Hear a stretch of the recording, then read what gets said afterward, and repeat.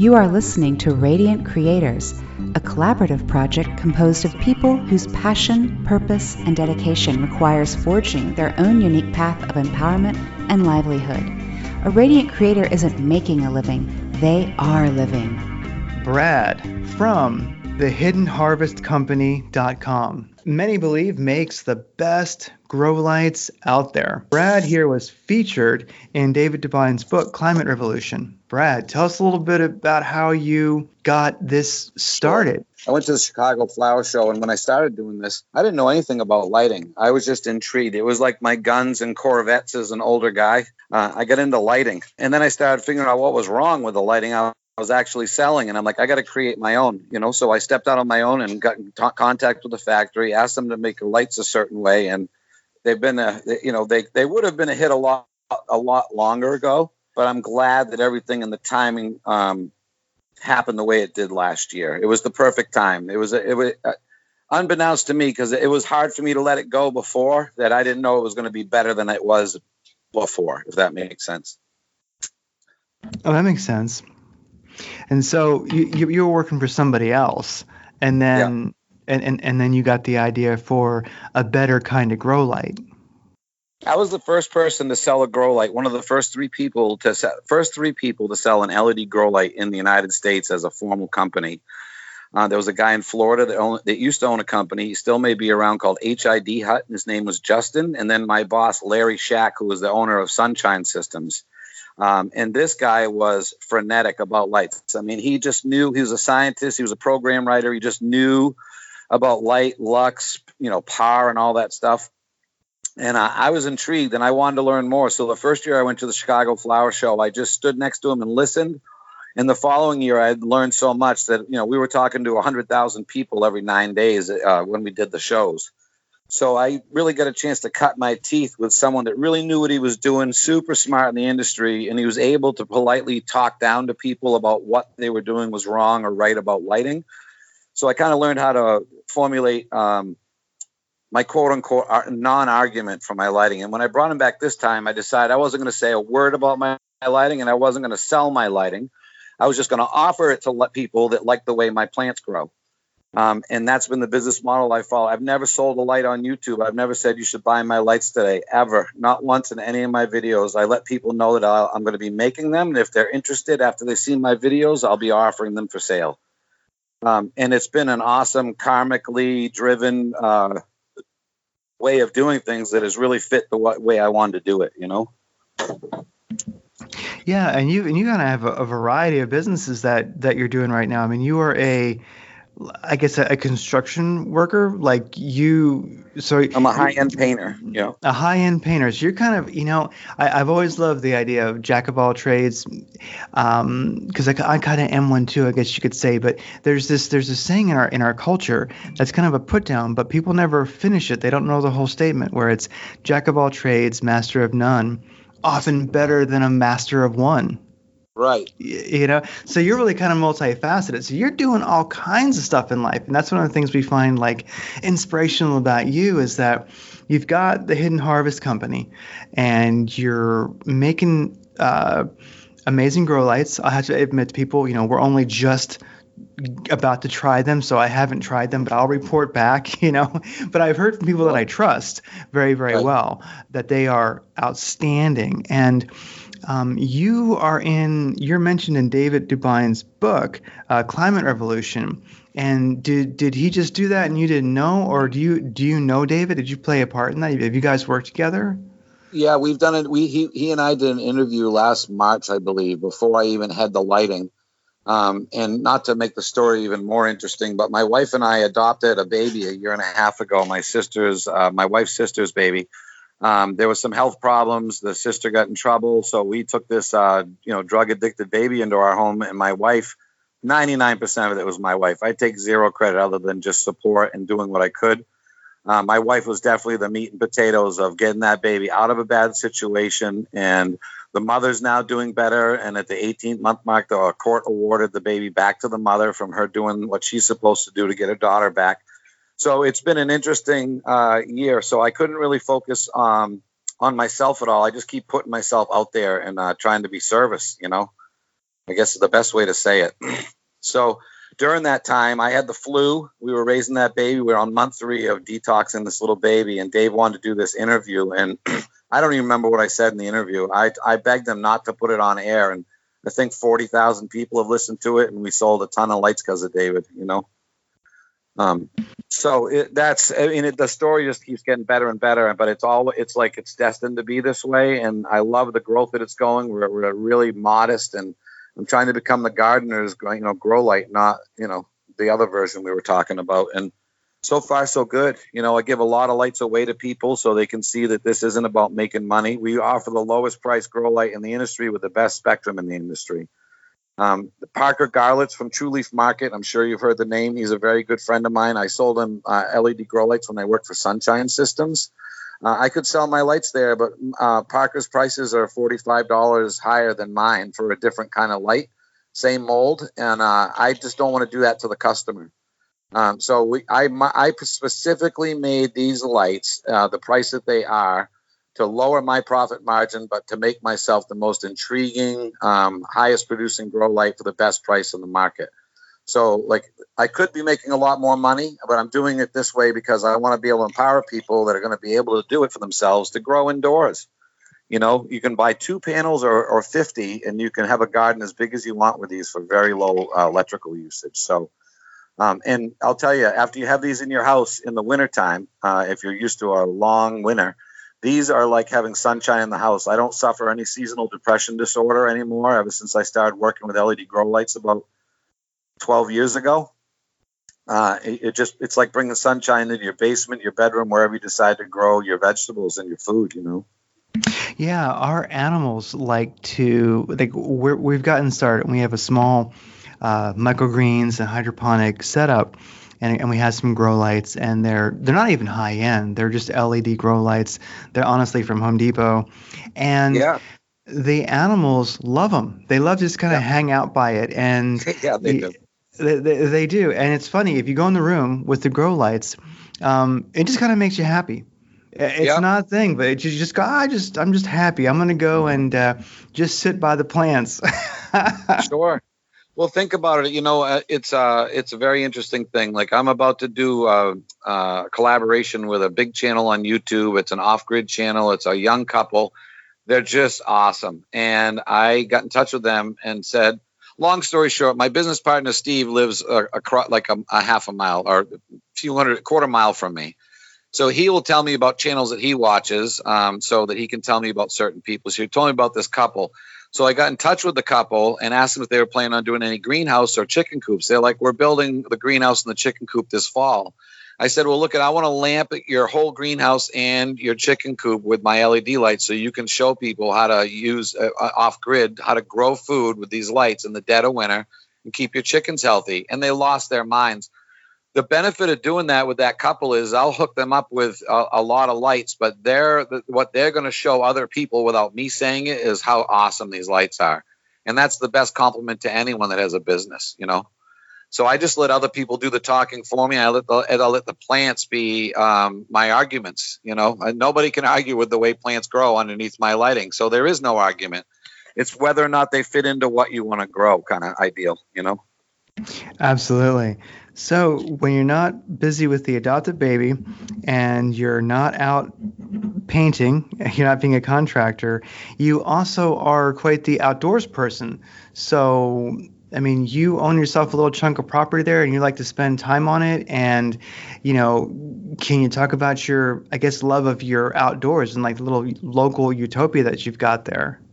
Sure. Well, a few years back, I've been a prepper for probably 7 or 8 years, and I could say a woodsman. I was in Scouts as a kid, earned all the merit badges I was supposed to get before I got Eagle Scout, and I was always outside. The property that we own is above a property that my family owned for about 200 years, and a friend of mine said we got to have a place where we can go off grid in case things get a little bit hairy. So I found this property above our old property, and it was 22 and a half acres. So we were lucky enough to acquire that property, and now we're in the process of picking house lots, trying to figure out where we're going to do for water storage and so forth. And We've got game cams set up. I'm working on designing the forest that's below us, which is young saplings, into specific walkways and game channels, so that the animals can still get through our property with ease as we kind of blend in with them, and they can still hide from us. But it also it's setting up pathways of future food for me if everything goes off the rails. So I'll know, because of my systematic setup and where my paths are created on my property, when the moose, the deer, the bear, and the quail go through. So I'll know when to hunt without wasting time. I'll know what's on the property, what time of year, and what my food acquisition could be if I needed to. And I'm a half a mile from a massive water source full of fish. So it's a pretty unique situation. Yeah, I really like when people, have a setup like that and they desire to live sort of with nature in harmony, because I do believe that humans certainly can. We just don't tend to. Like here in Arizona, up on top of every little desert hill, somebody has to put a big ass house on it. And I always get frustrated, and I go, damn it, that interrupts the natural flow of animals. It's a lot of stress. And of course we have a huge ATV, all-terrain vehicle culture here in Arizona. Right. And the problem with that is, it's like, great, you love to go shred nature, but that is nature. And the thing is if these characters had to use boots, well, very few would get very far out there. Right. But the thing with the all-terrain vehicles is they can get way out there, and it all the animals, it screws up their migratory path. It messes them up during the day. They're all hiding. It pushes them further away from water. It's right. Funny where humans are so oblivious, and in great part, many of them just don't give a shit of what they're doing. And I just think, that's the way that I know I desire to live, is to have working on a ranch at some point as soon as possible, a little bit of land here in Arizona. And, with that, that is the ideal, is to have, chase deers out of the garden in the morning and things like that. And, sure. And that, to me, I really think that to be a happy, healthy, and wise human, if you don't have deer in your backyard, that is like my litmus test for a healthy life. If you're not living at least that rural where deer can wander through your property, you're not fully healthy or alive, really.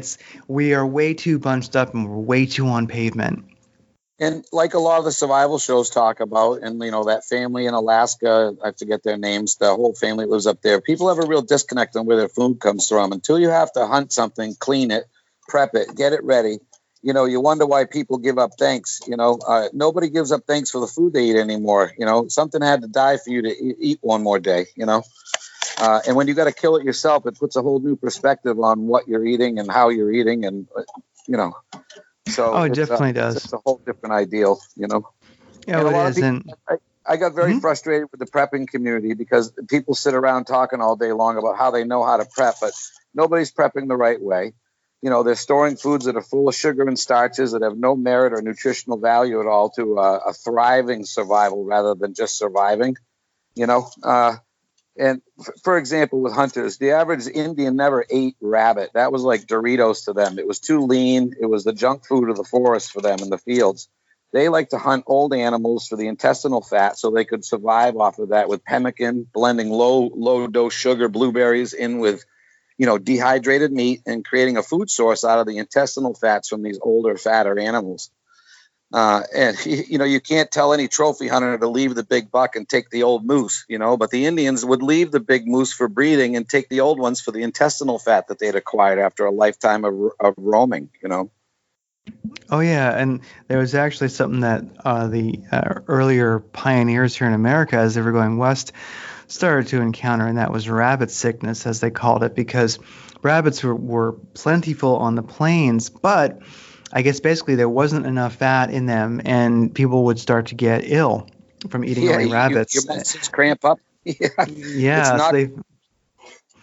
they found that they really needed to, if they're going to just eat rabbits, that they had to eat the whole thing, like actually make like bone broth and everything, and eat the organs. And the eyes are so full of fat. They never threw a tongue away from a deer. They never threw anything away. Everything was used from the animal in a either a food or a resource.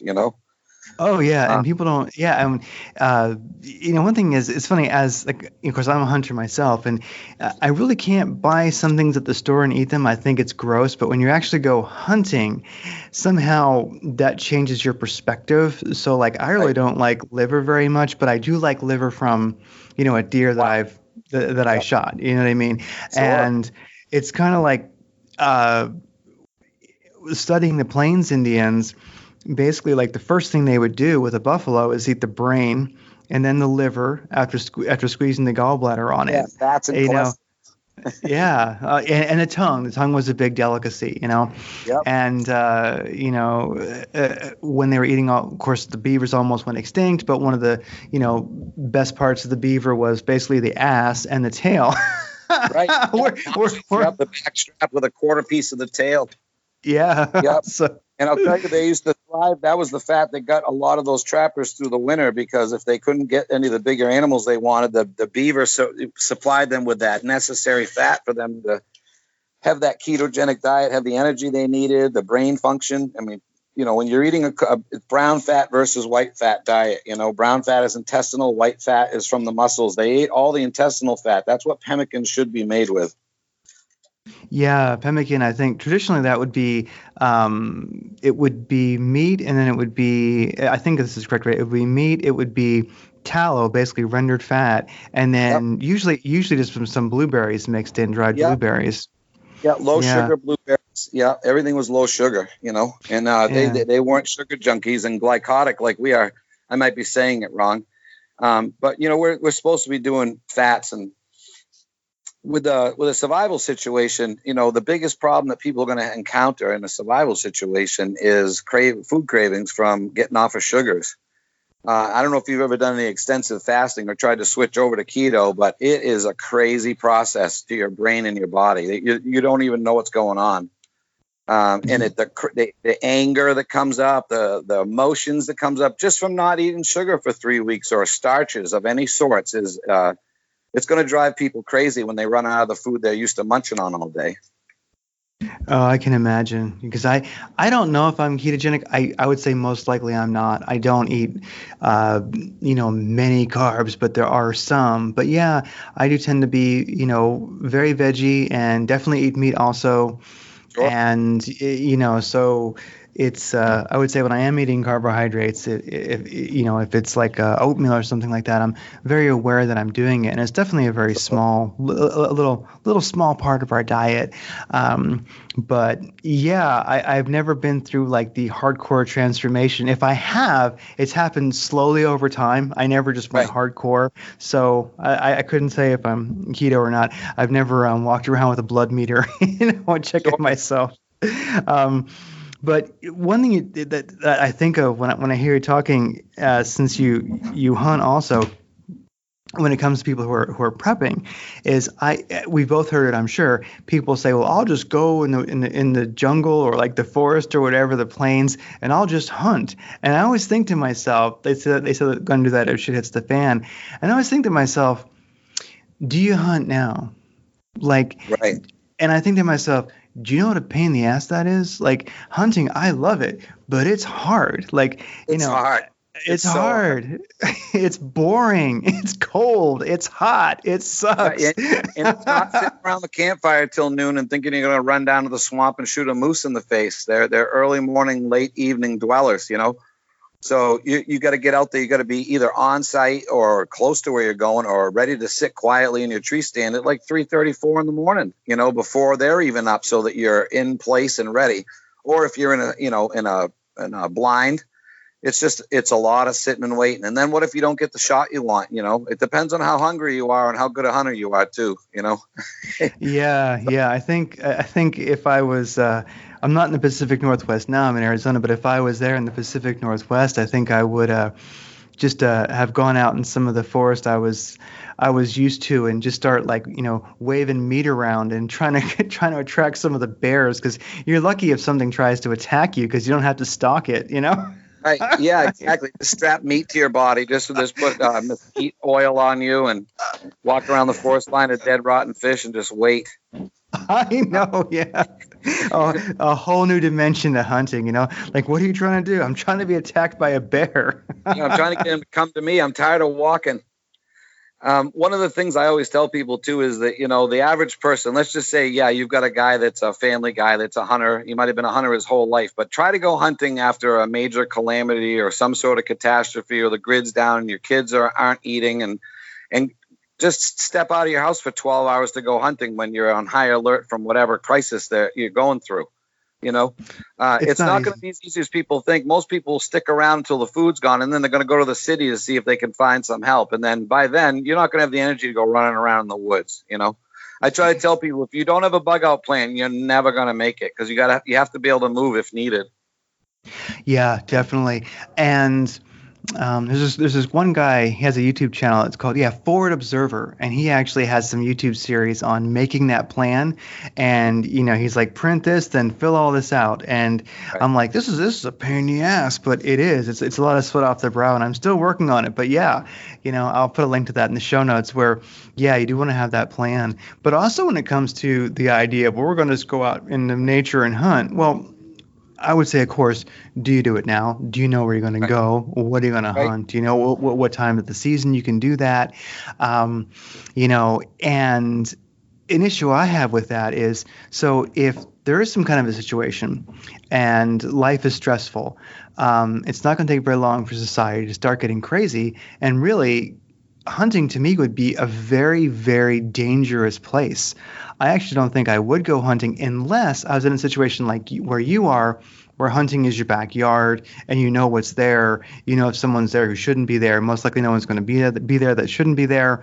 But for me, I'd have to do, an hour and a half drive or an hour drive just to get where I could, park my car and start walking. And to me, I have a feeling that I will not be the only one who is thinking that. And it's not going to be these other hunters who are out there, trying. I think you're going to have bad guys out there waiting for you, who are going to basically, yeah. It's not, so I think every plan, there's another plan that's not that good for the person with the plan. Exactly. Yeah. So I think the last thing I'm honestly going to do is go hunting in my situation where I'm at right now.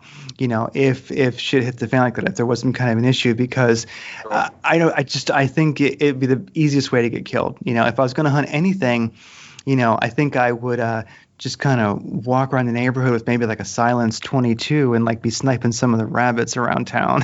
You know what I mean? But that's about the only hunting I would do.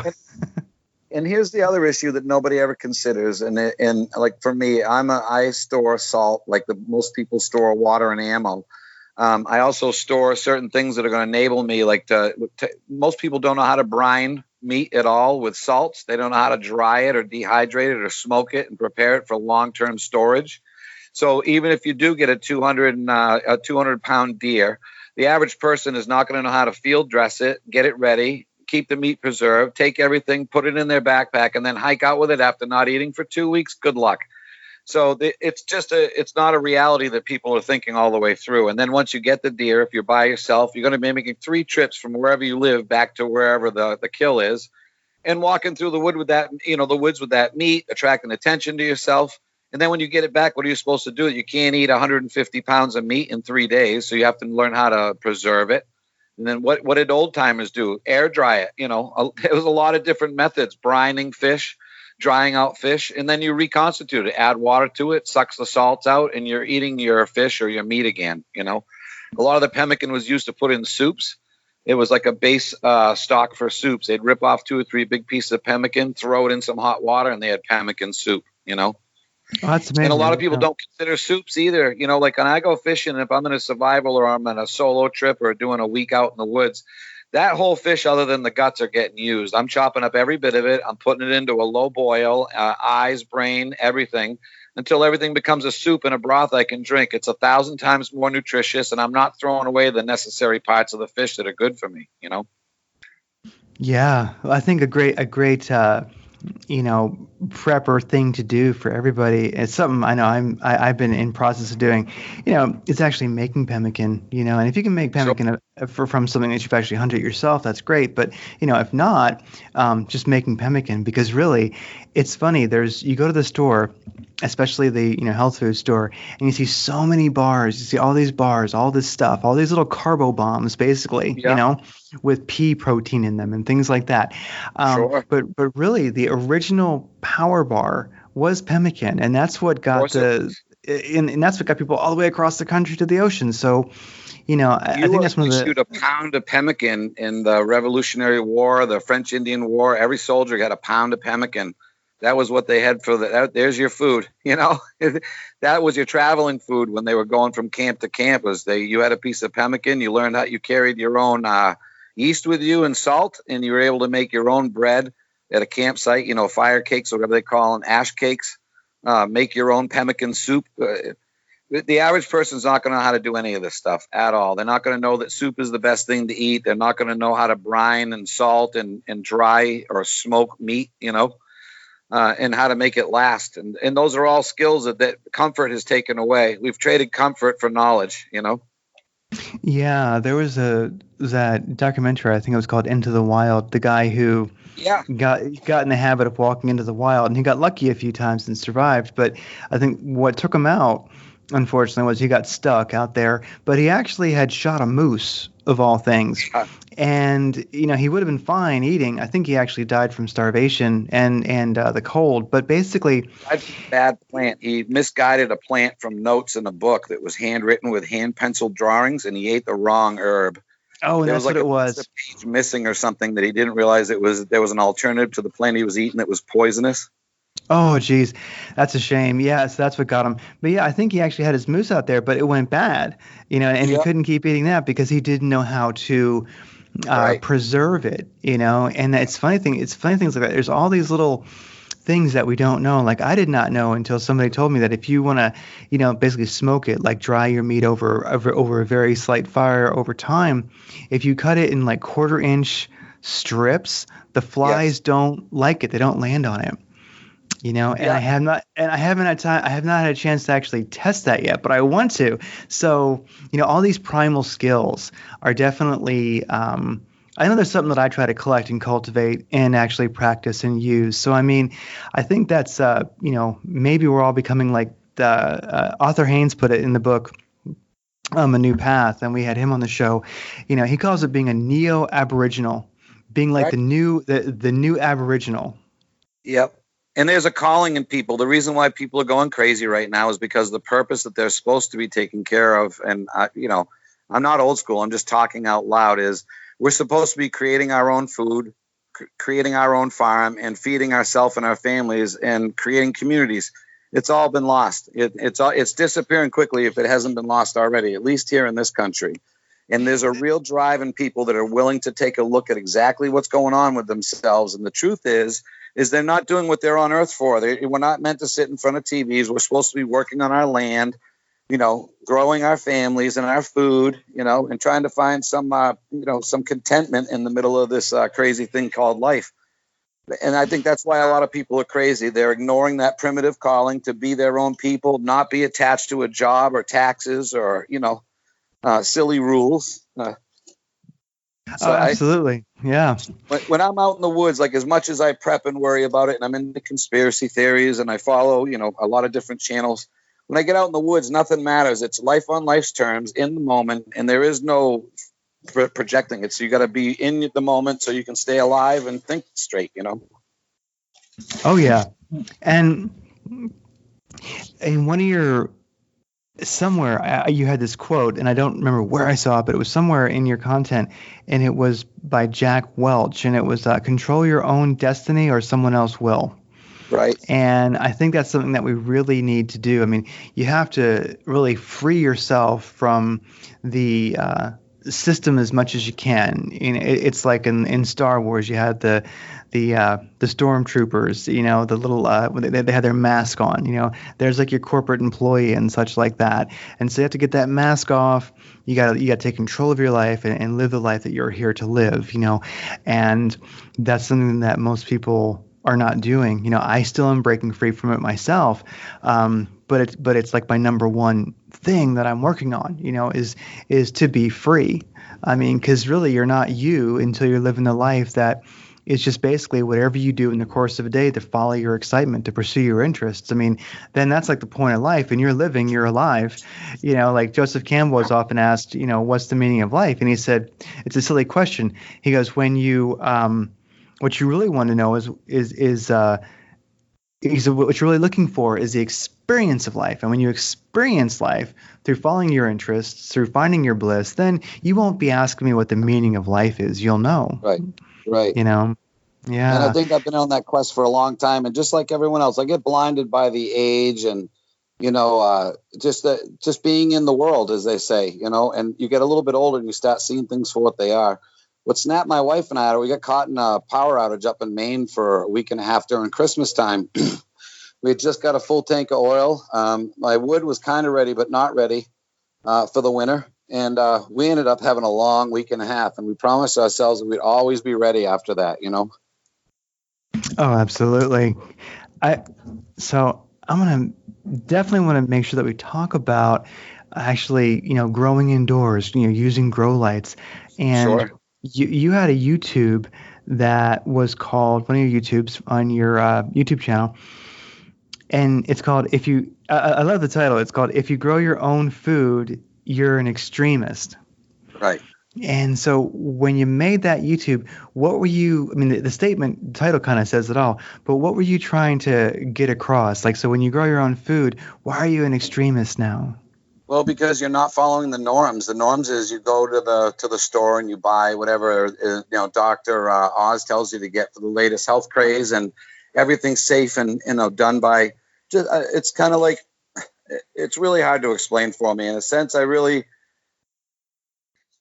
you look at Google mapping right now, carbon imprinting. You look at the different towns around the United States that are not allowing people to have gardens, personal gardens in their own backyards. They're going to start taxing you if you decide to interfere with just-in-time food production, because you're throwing it off, because you'd really be eating from the stores if you weren't being silly with your hobby, I'm pretty sure Curtis Stone, the guy that is a microgreen guy on YouTube, he got shut down by the town that he was living in for having these big greenhouses on his property. And he's like, "What? I don't understand. I can't grow my own stuff and have a business." They're like, "Nope." And, wood stoves are being outlawed around different states. You're not allowed to have a wood stove. I mean, what else are they going to take away from people, And so you are an extremist, especially if you're growing food indoors. Like, that's not a normal statement for people nowadays. In 10 years, it might be, because once people realize that you can do it and you can safely do it, and it's not that hard to do. Like, I just set up, while we were talking, I set up 120 4-inch pots that I'm going to put 2 inches of dirt in. I'm going to have all these pots ready for microgreens by like next Saturday.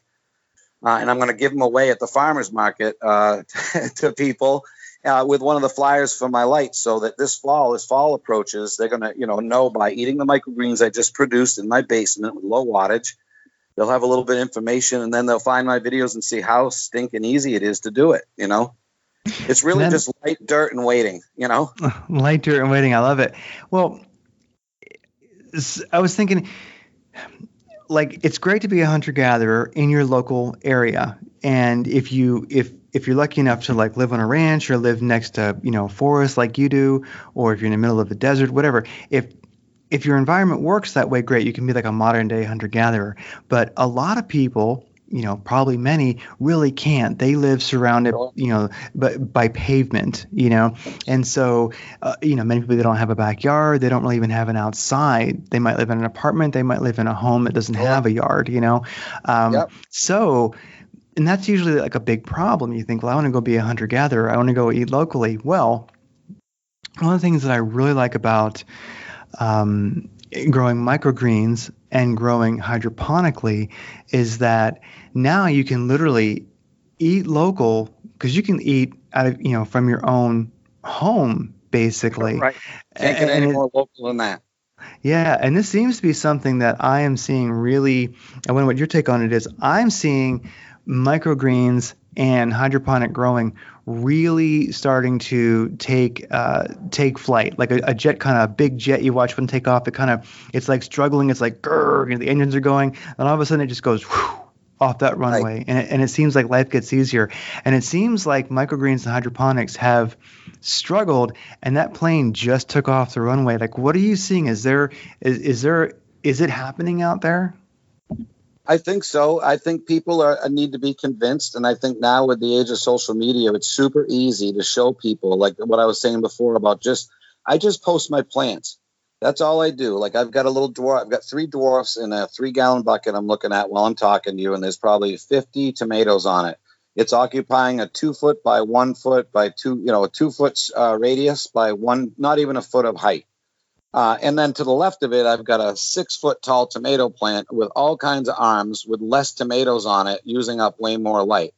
So it's really a juxtaposition of what could be done with the lights, but why would you do it that way when you're getting more production? So I'm trying to scale things down for people so they can have the same garden outdoors, but on a 6 foot or 8 foot table, and have super good success with large bounties out of a small square footage, with low wattage, and can totally be driven by solar. Each light is 36 watts. It actually draws 34.5 watts.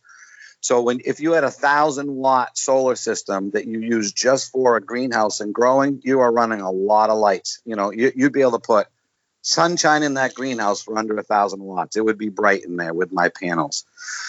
The other thing I've been experimenting too is a lot of people grow in tents, and they want one big light in the center of the tent. And I find that there's just constantly a problem with that. If you put 6 lights of mine, let's say in a 5x5 tent, and raise them and lower them, you're covering the entire tent rather than buying a light that's 4 times the money, that single purpose is to cover really a 2x2 area, but it's in a 5x5 tent. So they're trying to push bigger grows with lights, so the wattage goes higher and you lose your efficiency that way. And if LED's sole purpose was efficiency and doing things differently and not using as much electricity. And one of the genres, the marijuana industry, has totally taken the LEDs, make them not efficient, but great grow lights by having high wattages, 6, 8, 12, 2,000 watt LEDs. They're good for greenhouses, like commercial greenhouses, but for tents, it's really misleading to the customer. I'd rather sell them smaller lights that are using less electricity that will grow the same way than make them pay more for something that's limited to just one specific kind of grow. And with mine, you got versatility. If you want to put 6 lights over 4 plants, or stretch them out and have a bunch of small stuff like microgreens down tables and let those 6 lights run over 7 feet. So there's many different options and versatility by having a 1 by 1 foot panel than having a 1 foot light that creates a 2 by 2 footprint that's only good for the center of a tent, let's say. And you mentioned the power, and that's a big deal because the LED is great when it comes to power, because I think about the grand solar minimum, we've had a lot of guests on about that. And if we are, basically it's just a cycle. So I mean, we are heading towards a grand solar minimum. We're in it. The only real thing a person you could say conjecture on or argue is exactly where are we in it. But we're in it. And so, as it does get cool. Well, that's a misconception. We may not be in it, and this is what Ben at Suspicious Observers has been trying to reiterate with people to all the different channels. And this is where the frustration comes from. Part of the group that follows this whole thing is that, and Ben from Suspicious insists upon this all the time, we do not need a grand solar minimum to starve to death. Just this early start of what could be. It could still be 11 years away. It could be 2 years away.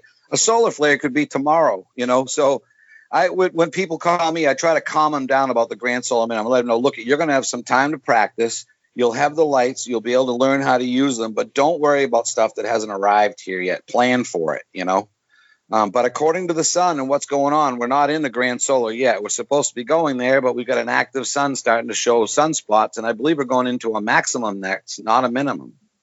I like it. Yeah, I'm glad you mentioned that because, there is a lot of, how do I put it, a lot of the GSM channels that are out there, the grand solar minimum channels, they'll all say that we're in it or entering it, and it is true. Ben We are entering it for sure, but when that entering happens, that's the real.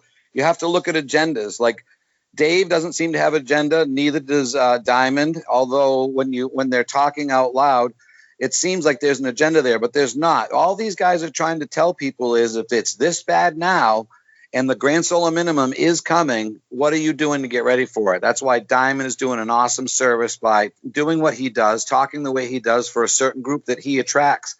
David attracts another group, and those are really the only two I watch. And Ice Age Farmer, Christian. Yes. I try to stay with Suspicious, Adapt, Oppenheimer, and Christian as far as GSM space weather goes.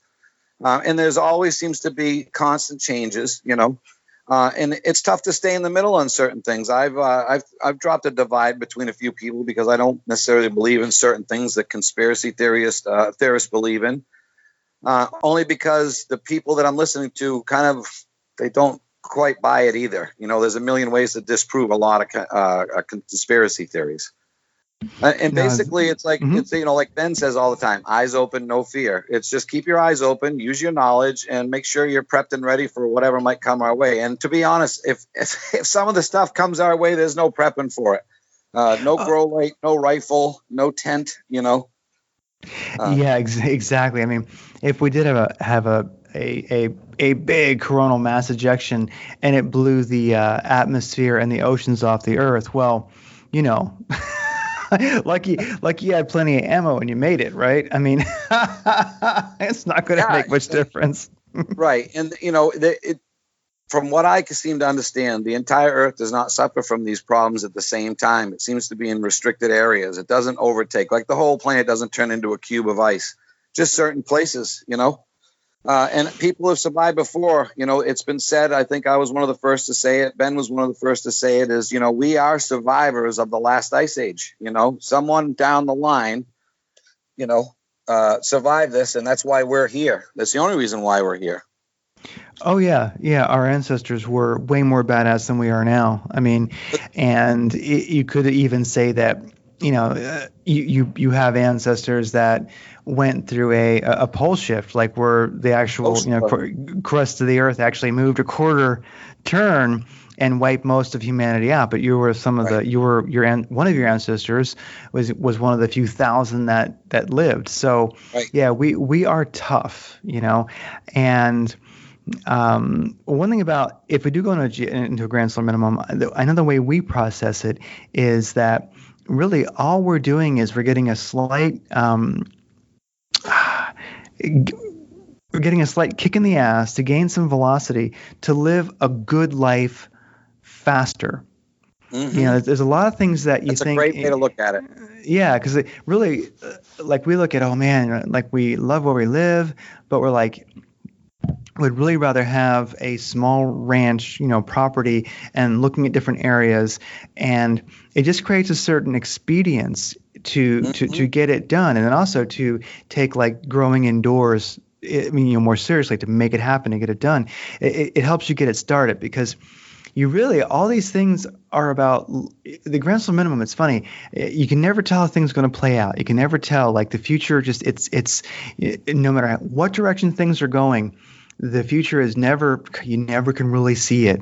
It may look like we're going exactly in this direction because like I do crypto trading for a living, and I don't care how well a chart lines up. I don't care how certain it is. That damn thing will go the other way sometimes, or do something that you've never expected. And so no matter what, whether a person has some secret bullshit algorithm they're trying to sell you, or they're the latest YouTube bullshit psychic, it doesn't matter. They don't know. Nobody knows. Nobody knows. And I tell people that all the time. A firm belief system really scares the shit out of me at my age. Because if you're smart, the only thing, if there is a God, it's change. That's the only constant also. It's an oxymoron in itself. The only constant is change. It's the only thing we can count on every single day, that nothing stays the same, including us, Exactly. And since the dawn of religion and spirituality, everyone has had fear of the end of the earth. I don't discount that, but let's find out what it is. That's why I like Ben. That's why I like Dave, because they go back in history and they look at what's happened in the past. They check out other cycles. What we need to be concerned of is where we are as far as what we know as far as record keeping. How much has been altered and what are the true timelines? And if what everyone's saying is true, we're way overdue to get wiped off the planet. So there's only so much you can prep for, and there's only so much you can worry about, So we try to cover our bases by having alternative heat, a wood stove if we need it, a bug out place, going off grid as soon as we can. If we don't make it before things get difficult, that's fine. We'll be okay either way, Yeah. And I've stopped talking to people about it. Like if people are interested, like I have a neighbor of mine that him and his wife are interested in prepping. And they've been at it for a couple of years, but they, like everybody, you got to keep up with regular life and then try to account for prepping money, So it's always a difficulty trying to make sure you're covering your bases in daily life and what might happen in the future. It can get super frustrating. When customers call me freaking out about the Grand Solar, I'm like, I tell them right off the bat, I'm not going to sell lights to you if you're in a panic. You do not need to be panicked. I understand your urgency, but breathe, start using the lights. Grow your own food for a little while, and then if anything does happen, you got the benefit of having your own garden indoors. If it doesn't, Yeah, if luckily an individual is still in touch with their human instincts, which I do believe is something that we get. We over time, basically, domestication, we got separated from our natural human instincts, which are extremely badass because you look at our ancestors, like your ancestors knew, like, somewhere there's a hunting party and one of your ancestors went, I sense there's a polar bear hiding behind that rock. You know what I mean? And so our instincts are phenomenal. And I look at just the realization that, like, we know, like the not from a new agey perspective, but like the heart center, the heart chakra, the center of the chest, we feel out from that part of our body energetically for a ways. And so when you walk in nature, you reinvigorate that and you start feeling, you start to be able to use senses that are shut off. So the more time we spend in nature and the more primal practice that we have in life, our instincts turn on again. And to cultivate your instincts is important. Like, talk about an essential prepper skill, while cultivating, reinvigorating and using your natural human instincts, which are so powerful. And if a person is lucky enough to have them cultivated, like either by luck or by work, and they go, I feel like there's something real about this GSM thing. They just go, I feel like I need to start moving my ass. Well, you're right, and be thankful. And I think, to me, it really is, if anything, I feel an expedience to experience life, to live a good life, to live life the way that a happy, healthy, and wise human being and human community should be living it. So really, I'm in a hell-bent rush to experience life in a more holistic fashion. Sure. Because let's just say that we do get the big solar blast and we all get wiped out. Were you alive? Like, did you truly pursue your interest, and did you live that day? If you did, then screw it. What more can you possibly do with life anyway? No, there's people that drop dead bowling on Friday night that have lived way less interesting lives that just, never even care about what the inquisition of the meaning of it is. I think seekers are a very interesting group. And the problem that I find is a lot of belief systems that exist out there that sway common sense because of non-realities. And it makes it easier for people to go way overboard in conspiracies as well, So for me, I'm trying to always find a balance. And the only thing I know is change is a constant, and I need to be able to bend, not break, So I'm always trying to test myself, make sure I can put up with certain things. Like in the wintertime, I go out and walk in the snow with bare feet. I did videos when I had a channel called Bug Out Brad, but I got rid of it because I didn't want my personal belief and ideals on top of Hidden Harvest, because my prepping and survival skill mentality and my thought process is different than grow lights, and I don't want to dilute or delineate people's ideals about my grow lights because they may not like the fact that I prep or hunt, So, but what my main concern with people is you have to break yourself in order to fix yourself. And if you're going to put yourself in a situation and call yourself a prepper, stay awake for 36 hours, run out in the woods with your family, set up house, and try to live off of what you got going for a week and a half or 2 weeks. Take your family vacation instead of going to Disney and practice the impossible. Because you're going to know what your weaknesses are if you fail during that week, and it's not going to cost anybody their lives, Nobody does it though. They're like, oh yeah, whatever. It's so to me, it's put up or shut up. And like for us, like I know my skills in the woods. My wife doesn't have the skills I have, but she's depending on me to have those skills. And then she's got other skills that balance out. Like she'll be the one that does all the really awesome cooking. I'm not a good cook, so and she's just awesome anyway. So we are going to survive no matter where we go, and we're trying to make sure we've got our bases covered. And it's hard to do with regular life, so you got to cut corners and save some money and get the stuff that. This past year, we bought alternative heat and cooking supplies for the house. So if the power goes out here in our neighborhood, because we had the baby with us, how are we going to keep the baby warm? Well, so if your electricity shuts off, nobody thinks about that dead of winter. How do you keep your family warm? How do you cook food? How do you go to the bathroom? And all those little things just for a simple weather event, most people don't practice, Oh, exactly. There's a really good question I would ask a lot of preppers. Bless my prepper brothers and sisters. I love you. But one of the things, if you ever go to like a prepper convention, you have to ask yourself, like, or more like ask them, like, when's the last time you walked anywhere? Like, it's Right. funny. I do see one of the huge missing ingredients in the prepper community, and I love them, is health. Is physical fitness, etc. Now, I'm not saying all of them, but truly, that is one of the things to think about. A person might want to ask themselves, look, if you were in a stressful situation, well, like one thing, how many people even stay hydrated? Like if you look here in Arizona, EMTs, like their number one thing they run around and do is basically put IVs in people who pass out. I mean, because it's friggin' insane here. It's like people don't realize. It's like, hey, look, leave the pavement of Scottsdale or Phoenix, go out to the desert, and look where you really live. Get the reality of this down. This place will kill your ass in 2 hours. Oh yeah, and everyone's sitting in their air conditioning. They don't have an alternative source of so it's bananas to me. And we've traded comfort for common sense. It really is the truth. And you see it every time there's a storm. All the people that get hauled out of their houses that didn't, when Texas went down a couple of years ago and that hurricane came in, I said, why haven't we heard about all the successful preppers in Texas and how well they did? Because they've been prepping. Not one video from an established prepper in Texas that was involved in that hurricane that showed how they just cruised right through it because they were well prepared. And it can be fun. Like you mentioned the week, plus out in the, boonies and see how you do. And that's definitely something someone can do. But also, like once was suggested to me, and I can say I cannot claim to have a regular practice of doing this, so I'm kind of talking shit here, I'll admit it. But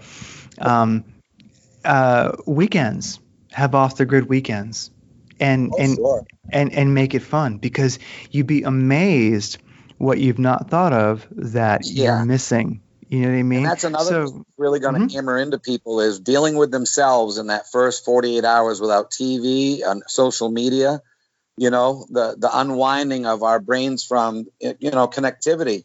I told you I was building a bug out hut that I'm putting into the land. And that is for me for 24-hour, 48-hour, 36-hour solos to go up there and be quiet, deal with myself, figure out where the itchy spots are and straighten them out. Not many people do that. And it needs to be practiced more, especially if you consider yourself a prepper. Try going without sleep for 2 days and then just try to go about normal business, just a normal day. It's almost impossible. And then how are you going to manage to take all your gear, get out of your house, drive your car 30 miles away and find a bug out spot, put up a shelter, get fire, water, shelter, and food, and then relax? There'll be no more relaxing. It's going to be constant work all the time just to stay alive, Yeah, and that's where I think fitness comes in and eating well, because one of the things that we've thought about is, so if we have a bug out location, if we have our ranch, we'd be living like in the city. And we're not really exactly in the city. We're somewhat, it's a very rural kind of area, but it's not city, but it's not the desert either. But if we have a ranch up there and we're going to go there, so we'd be living back and forth a little bit, and we have that thought, well, let's just say that we need to get there with stuff. How are we going to get there if you couldn't drive? You know what I mean? got to get stuff there too. You got to have a total duplicate set there, so you don't have to worry. You can just get there. Yeah, and that's one of the things that I know I need to. I'm not completely out of practice, but I need to get back into better practice doing. Is is hiking in the desert. I love hiking in the desert. I love hiking. It's like my thing, Right. along with hunting. But the issue you run into is in the summer here, if we had to get from here to bug out location to ranch, it would be it's something to really plan for and think about. You're going to need a shit ton of water. You're going to need a real hat, baggy clothes. It's not going to be easy to get a 2-hour drive from here. If you need to walk that, you have to ask Yep. yourself, well, will I want to be on the road? Well, here's your alternative. You're going to have to do it at night. You got to do it at night. You're not going to be able to do it during the day. It's going to murder you trying to go that 24 miles or 38 miles across a desert. You're going to have to wait till cool time, take a close survey of the land that you're traveling through, and make sure there aren't people out there. So it's not going to be as easy as people think. The bug out shelter that I'm building is going to have 3 months worth of water and food in it. So that's one of the things I can always count on. I'll be buckled in tight in the ground, earth burned, and just there. If I don't use it in the next 2 years, I'll eat it every weekend I'm up there and repurpose it, Yeah, I like it. And I think that if people take the right view of all this, honestly, it can be fun. Why not? I mean, I think prepping is fun. I think thinking about these things is fun. And, it accelerates the desire and the results from that desire to live a good life. Really, the perfect prepper is nothing other than our great grandparent. Right. That's it. Yeah. And the other thing you can think about too is, like, say if you and your wife know that this is where you're at, that's where you're going, you could start doing those paths, right? And you could, on your way, say you got a hydro flask or some water and you want to bring a water with you, find a cool spot out there, take a 5-gallon bucket, put 25 waters in it, bury it, put it next to a rock. And then that when you're taking that hike at nighttime, you guys got 20 waters at point B on that walk to get to, point Z, and you could do that all the way. And then every now and then you could just treasure hunt your own water, make sure it's still there. Is it in good condition? Throw some power bars in there, whatever you want for snack food. And then you don't have to worry about taking that trek with nothing because you've got stuff there and on the route there, I love it. That is actually really perfect. And that can be a fun event, a fun thing to do. And well, one thing north-facing rocks, north-facing trees, so everything stays cool. You always want to be facing north with any caches of food storage behind rocks, so it's cool, not getting hit by the sun every day, not in a general vicinity of a pathway. Wow, maybe that's where that clothing brand North Face got its name. But caching before too. You have to be very, very precise about caching. You have to put moisturizer things inside if you're trying to do salt, foods that'll break down. I've buried a few caches testing them out, and springtime is a harsh awakening when you open up a cache that's leaked, or your seals weren't correct, or you didn't have all the moisture out of whatever was in content in the cache. So it's like a 5-gallon. It's a 2.5-gallon bucket inside of a 5-gallon bucket, inside of a plastic bag, inside of a hole, so that you can guarantee it's there. Definitely. And you got to bury that thing so nobody else can see it. If somebody what's that? And then know where it is, find it again.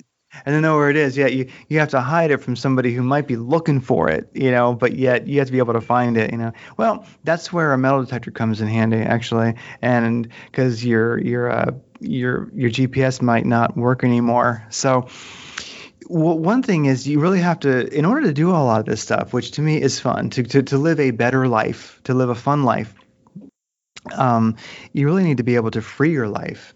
And I mean, it's one thing I think that holds a lot of people back from, I'm going to say, health and the experience of life. And we can also say, prepping, if that's the desire that they have, really is that their life's not free. They work 40 plus hours a week at a job that they just usually have disdain for, and they're exhausted. And I have a lot of empathy for people in that situation because, they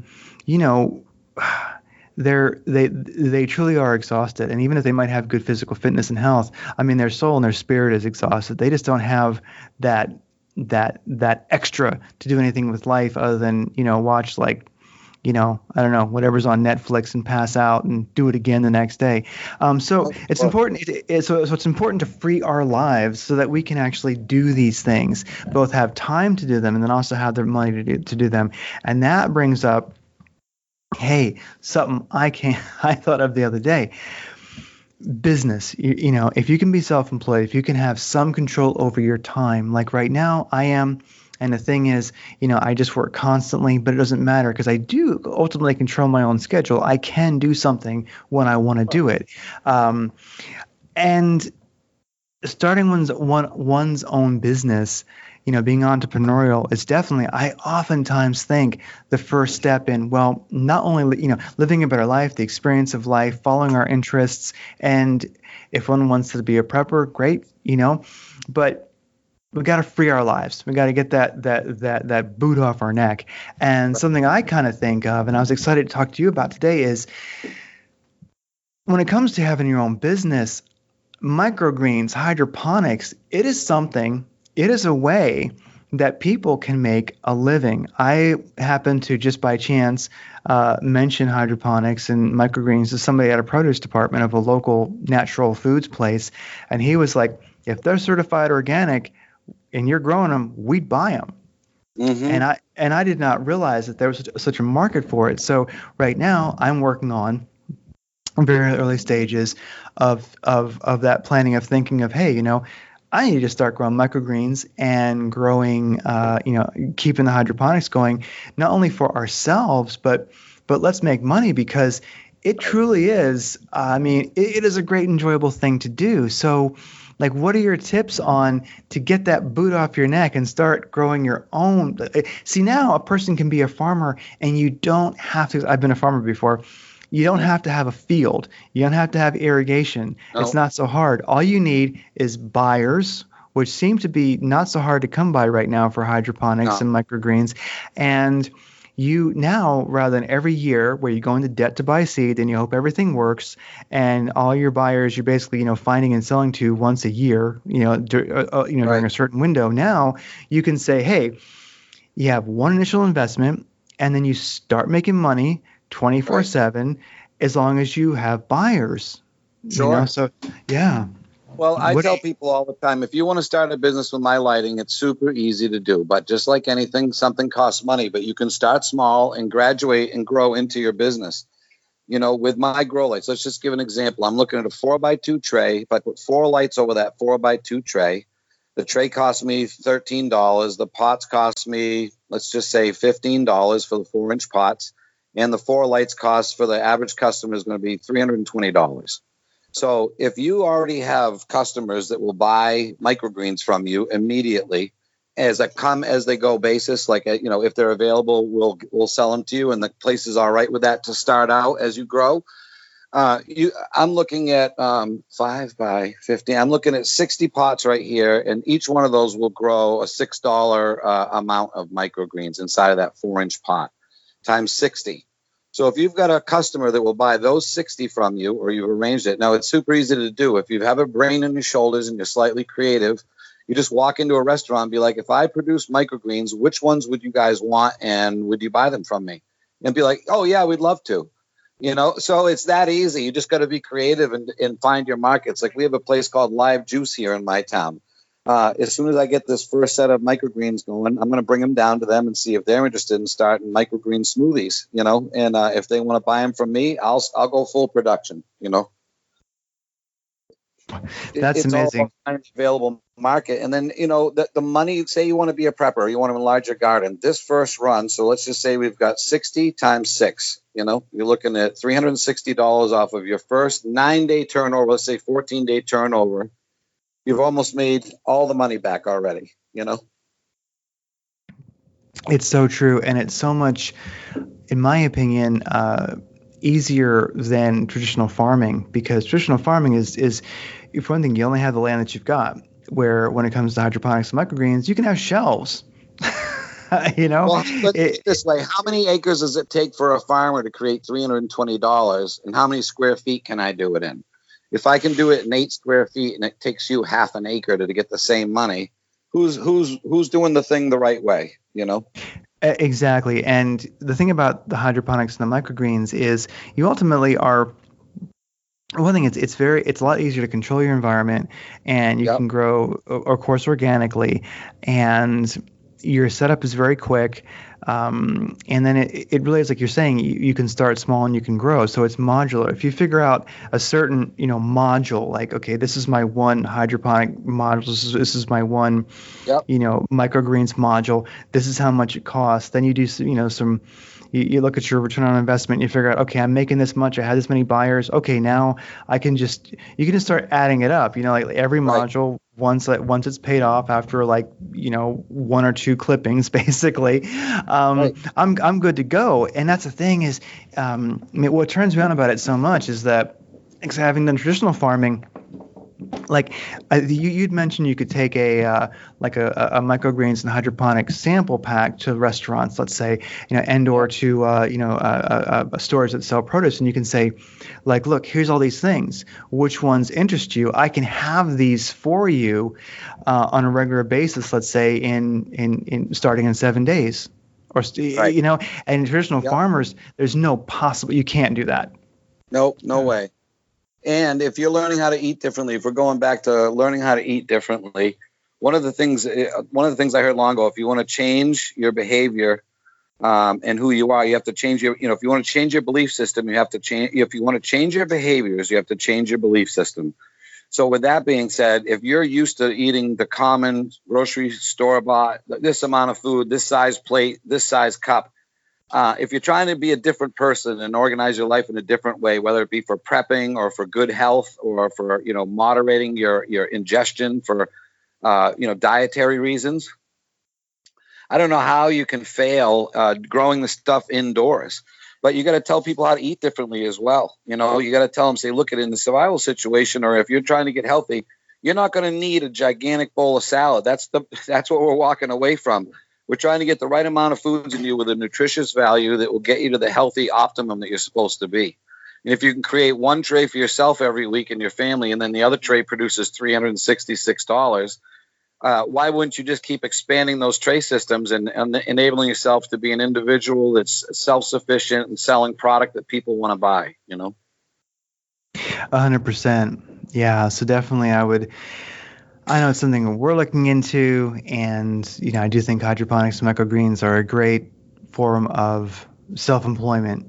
And not Sure. only that, it's way easier than traditional farming. You can do it. I mean, we're still looking into what it takes, because of course there's always like, what are the regulations in your state, in your area, et cetera, et cetera. I mean, there may be more or less than people think. But as long as you're, I guess you could say, playing by the rules and you're doing it correctly, then boom. I mean, it's a great way to help to free your life to really live the life that you want to live. And I mean, when you're basically, creating the food that is going to super nourish people, I mean, it doesn't get, see, a big one for me is, I think you can never really be happy when you're supporting, when you're lending your hand, your effort, your blood, sweat, and tears to something that is fundamentally bad for the world.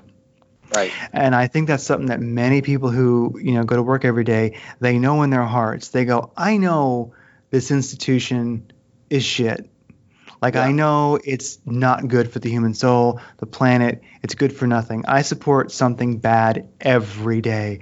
And that's a Right. guilt that drags your life down, Sure. But if you can The sell only thing you can people's, solve it is action, yeah, it's got to be, it has to just be a driving force. You can't wish, you got to do something. So it's like, for everybody who was lucky enough to listen to this podcast today with Brad from the hiddenharvestcompany.com, here's your tip. This is your chance. Start growing some microgreens and some hydroponics with Brad's amazing lights for yourself first. Figure it out. Because in our little journey, we have found that You can't wait till you need to. You got to start doing it now. If you want to do it now, of course, do it now because you're interested. But some people who are prepper minded think that I'll just buy the supplies and do it when I need to. You're screwing yourself because we have killed so many plants. Diamond from Oppenheimer Ranch said, if you want to learn to grow, you got to kill a lot of plants. Right? Sure, true. That's 100% right. And I love Diamond's mentality too. Diamond is just straightforward and just goes for the goal. You know, he's very driven.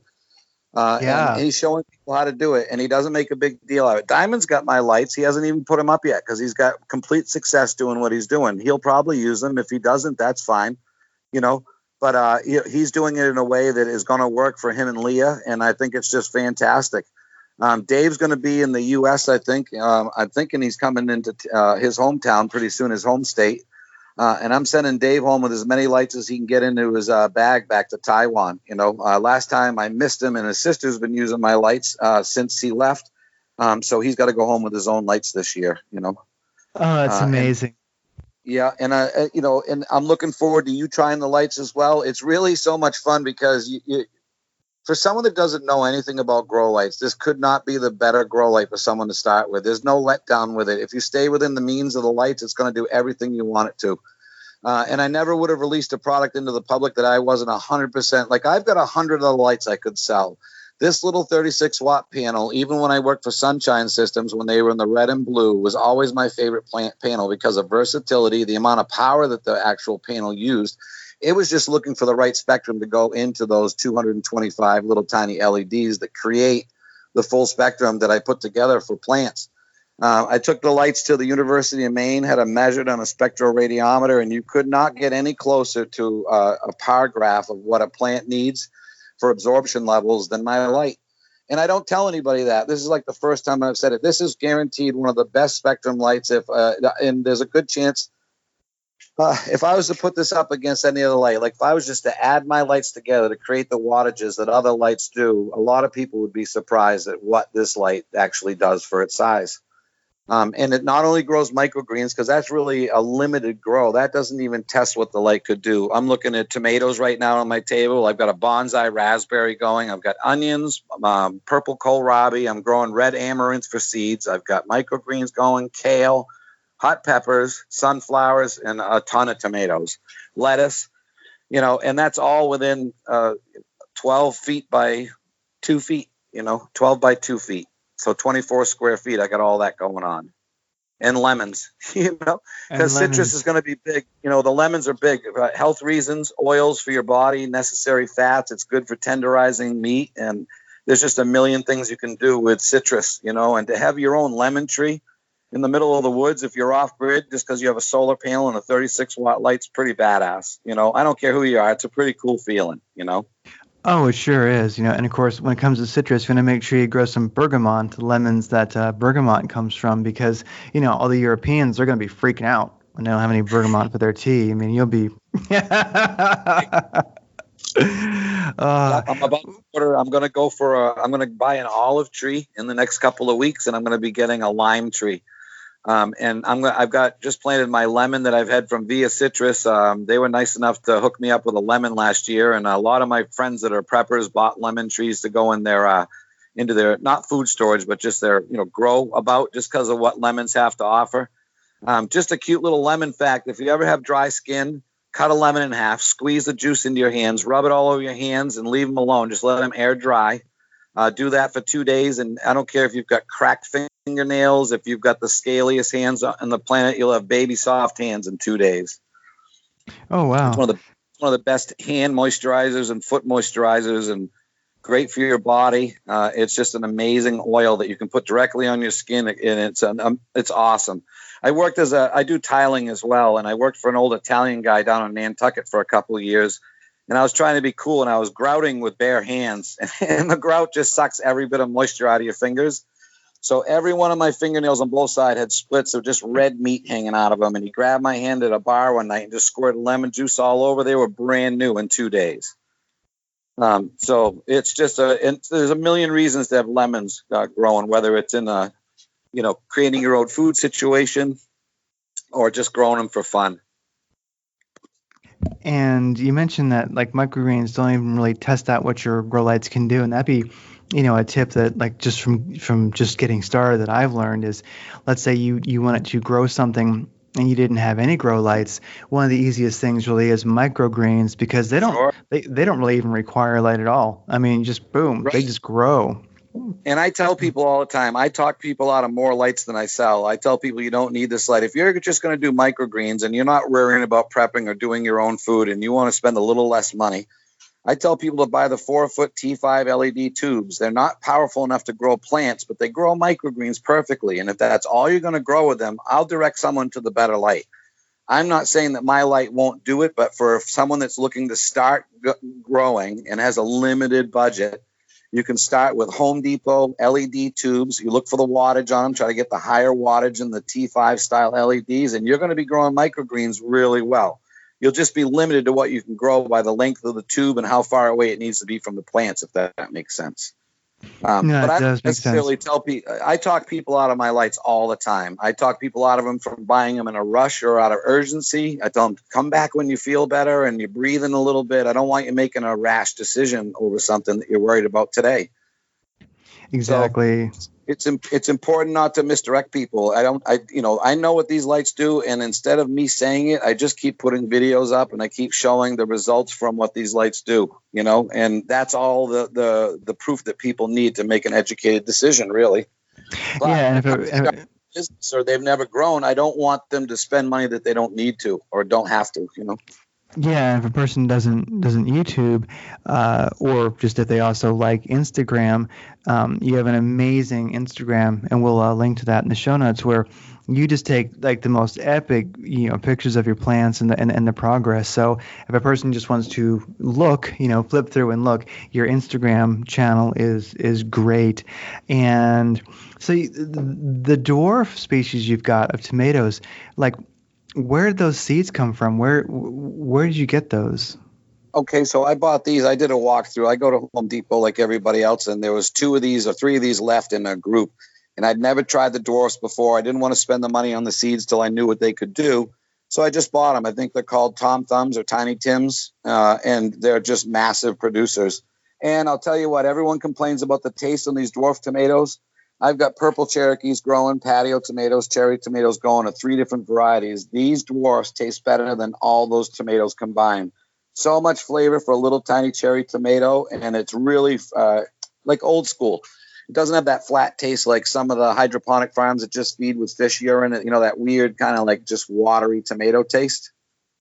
Yeah. It's actually flavor and a bite to it that tastes like a real old school tomato is the way to say it, I guess.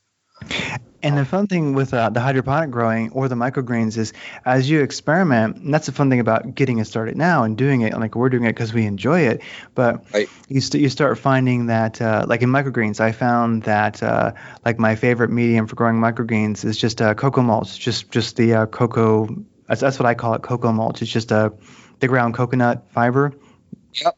It's like Yeah, a great it's a great microgreens medium. I love it. You just put a little bit down, put your seeds down. When you spray it, when you water it, it expands. It's wonderful, and things seem to taste best in that. And then I honestly forget what hydroponic, like how we're making our nutrient. We have a couple things we put in it, but yeah, as one works with their hydroponic nutrient, as they call it, that's kind of a cool word, nutrient. You're pretty much just putting everything you'd find in organic soil, your bat guano, your fish emulsion, everything.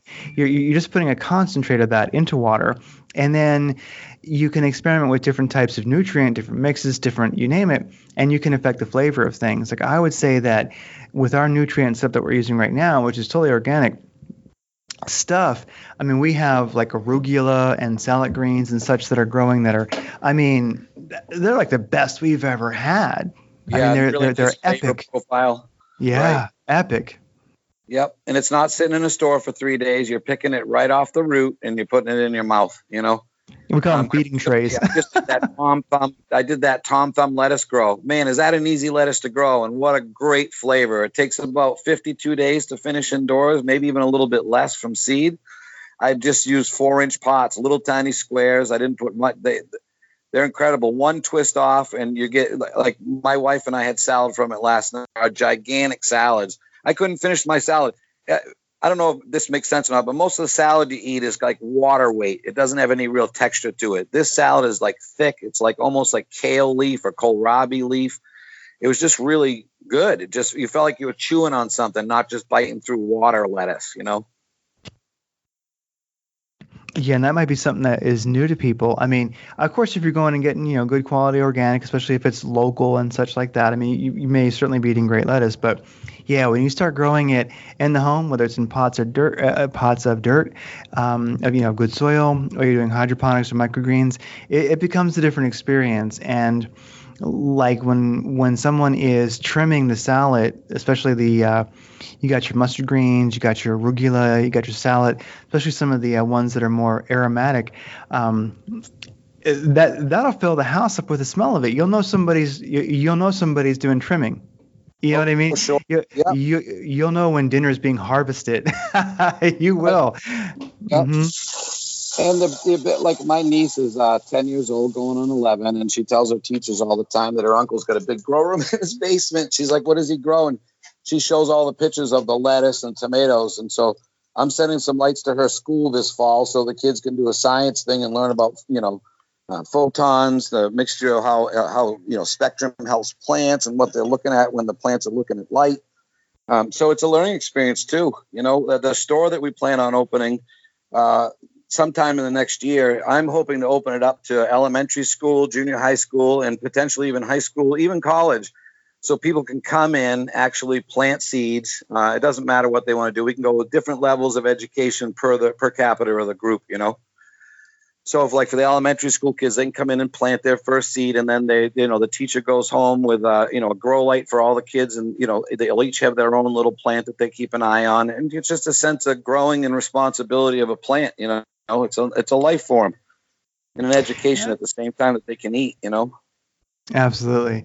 Yeah. And that really is, community building, which is very, very important, and community building around skills. You could almost say, well, maybe Primal Skills at this point, Sure. but it's community building around things that matter and things that are life enhancing and good. Yep, and that's why we keep our price of our lights so low. I mean, $80 is expensive to some people, but just go investigate grow lights and realize how cheap it is in comparison to what you don't know about the other grow lights. Nobody from any of the grow light companies is catering to vegetable growers. They're really not. I mean, they've got the basic stands you can buy with the T5 fluorescent, but there's no company that stands behind a light just for gardeners. And that's what I want to be. And I want to be affordable. So we've sold a lot of lights this past year with zero advertising, just by posting, me doing a few videos and being honest and showing what the lights actually do. But a lot of people that I talk to call me back. I mean, I've got a lot of friends that I've sold lights to now, and they appreciate the fact that I don't sell, that I talk them out of buying if they're doing a panic buy. And I just want someone to know they're not calling Amazon. They're not calling eBay. It's just me sitting here trying to do the next right thing with grow lights in my own life, and this is just a regular guy doing something. I always get a kick. I talk to other grow light companies. They're like, yeah, we've got 5 universities in the Netherlands working on this scientific layout of the perfect grow light. I'm like, you guys just want to license my layout? It saved them millions of dollars. A house painter figured this out. I just have too much time on a ladder, and it just came to me one. I was looking at a diagram and I was like, Jesus, could this be this simple? And I put the lights together the way I wanted and in a assorted pattern with 3 different Kelvin. The one thing I use that nobody else uses in the grow world is 10,000 K. Every noon, when the sun is straight above our heads on June 21st, at the highest point of the summertime and light and so forth, that overhead light is what's considered reflected light in the plant kingdom. They don't even bother even absorbing any of that high noon light. It's called reflected light. And I think that that's what the secret sauce is in my lights, to tie the other 2 spectrums together, the Kelvin temperatures, to make a really interesting light. I call it a beneficial negative, the 10,000 K. And it does the trick. A lot of people using our lights, and everyone loves the results. I've got people that have grown all kinds of stuff with them, It's just a good light. I feel like I'm trying to convince people, and I'm not. I'm just trying to explain what I've experienced, why I offer them, and why the prices are set the way they're at. And who's selling them the light? I'm not a corporation.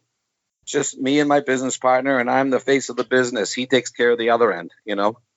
And it's a passion for me. I really love it. I get more of a joy out of people calling me and telling me that they love what they're growing with my lights. I could care less about the money. The money is a byproduct of the happiness that I'm creating for other people when they feel like the money they've spent is really doing what they wanted to finally. It's a cool feeling when you're like, oh man, I'm going to take a risk on this. Holy cow, it's great. It's always a good feeling when that happens. And that's all I'm trying to generate in people, and that they can call me with a problem. I've got a lot of lights have gone out, over 800 this year, and we haven't had one call about somebody disappointed about how their grow light's performing. Not one. And that's a compliment in itself right there as well. And I love the people that I sell my lights to. Absolutely. Well, that's amazing. I mean, and inspiring. And we've been going for a little while. This is a great time to stop for our first show. Sure. Yeah. Hope to have you on again, because I'm sure there's like topics we can follow up on for sure, especially after we get our grow lights going. We can do a little report on how things went and how things are going. But as we wrap things up, is there any last thoughts you've got, and where can people get a hold of you? Well, sure. If they want to get in touch with me and see what the lights are doing and what I'm doing in my basement and with various grows through different people, they can look at Hidden Harvest Grow Lights on YouTube or Instagram. I don't do any Facebook, and I've got a website, thehiddenharvestcompany.com. We're located in Concord, New Hampshire, and we're in a really interesting building. We share it with a natural food store that my friend's family owns, my business partner's family owns. So it's just a really interesting place to be. And I love selling my lights to people. And and I say this all the time, and people that know me well totally understand that this is a truthful statement. I'm more excited about people calling me or showing me pictures of stuff that they've grown than any profit margin I could create from this, because I work outside of the grow lights. I have a regular life. I do high-end painting, wooden boat, antique restoration, landscaping, stone walls, So I'm busy doing other things. This is just something I love doing, and it's just working out great. And I hope people find the light and enjoy using it, and don't feel uneasy about calling me with questions. Hello. Oh, sorry about that. It's been great. It's been great having you on the show. Thanks for taking time to talk to us today. Really appreciate it. And people, buy Brad's lights. Also, I do giveaways every month on my channel on both Instagram. So, you can take a chance, see how lucky you are. But I give away 2 to 4 lights every month. And then I also have other channels giving lights away. I'm going to be sending lights to a few different channels that are going to be doing giveaways as well. Kingstar. I'd love to have Dave to do a contest some point in time. You can do one on your channel. Anyone that wants to sponsor a grow light giveaway that think it will generate traffic and interest in your channel and draw them in for another reason, do a grow light giveaway. I'll sponsor it if it's in the U.S. and I'll mail directly to the winners. Like I said, it's not about money. If I cared about money, I gave away over 140 grow lights in the first 5 months to people, because it was part of what I needed to do in order to prove to people how good the lights were, and put up or shut up. So I send lights to people all the time to trial. I give away lights all the time because it's an awesome light. And once you try one, you want more. And it's just the way it goes with this particular light, It doesn't get any better than that. All right. Well, let's hope. I don't think it can at this point. I'm watching a lot of companies try to replicate it, and not yet. So I'm still in the making of having the best grow light out there, hopefully. All right. Craig, I really appreciate this. This has been an awesome talk, and I feel like it wasn't all about grow lights, which is awesome. You are listening to Radiant Creators, a collaborative project composed of people whose passion, purpose, and dedication requires forging their own unique path of empowerment and livelihood. A radiant creator isn't making a living, they are living.